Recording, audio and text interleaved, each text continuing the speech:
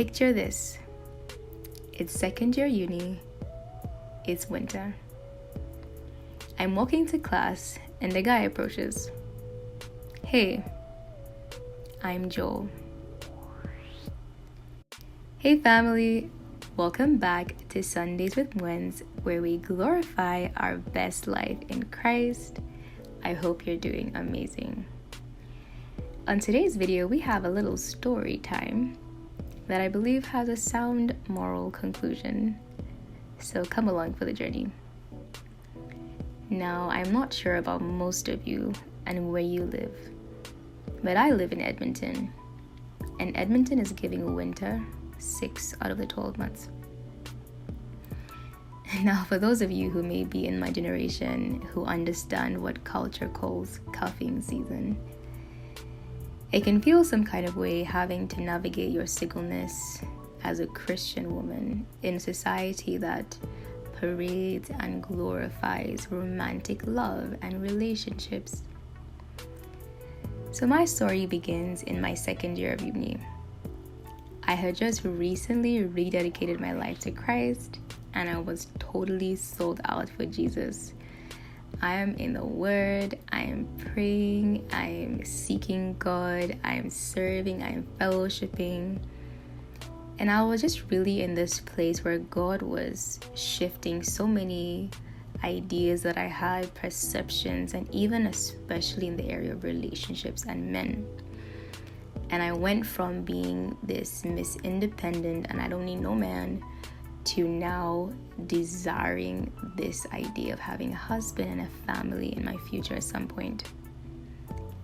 So here comes this good-looking chocolate man, very confident, showing interest, and very smooth, I'll add that too. And he takes my 21-year-old self out on my first date in uni. Now, this experience really taught me something that I thought I would share with my sisters, especially in this winter season. I feel like Christian women are often put into two extreme categories. There's the lady who's obsessed with marriage, going to every conference, reading all the books, waiting on her Boaz. And then there's a lady in her prayer closet, casting down these strongholds, speaking in tongues, praying for the mantle of her generation, right? And almost killing every fleshy desire for a man. And I always felt like, well, Lord, what if I'm somewhere in between, or what if I'm neither of these people? How do I rightfully position my desires and sift them through your plans and purposes for my life? And the Lord brought my mind to something. In the season of waiting to be found, it can only seem prolonged because most times we marry this idea of what could be, and we're often unwilling to part ways with it. When I look back to my 21-year-old self, I definitely was not ready to be in any relationship, nor was I ready to be married.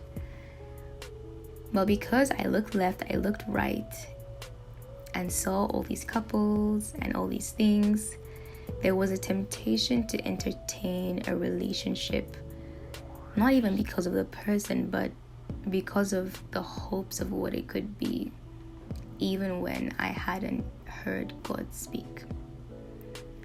Joel, he was nice on paper, but the more we spoke, I realized, he's not the one for me. So sometimes we as women latch onto this idea for our life, and when it seems to take a different path or turn, there's sometimes a mixture of disappointment, uncertainty, maybe even slight concern, and if you were really invested, frustration. But as Proverbs 19 verse 21 puts it, many are the plans in a man's heart, but it's the Lord's purpose that prevails. So dear Christian woman that's waiting to be found, number one, it's not a shameful thing, but a virtuous thing. That you've chosen to do things God's way and not go ahead of Him, but to observe His word is rather to be admired.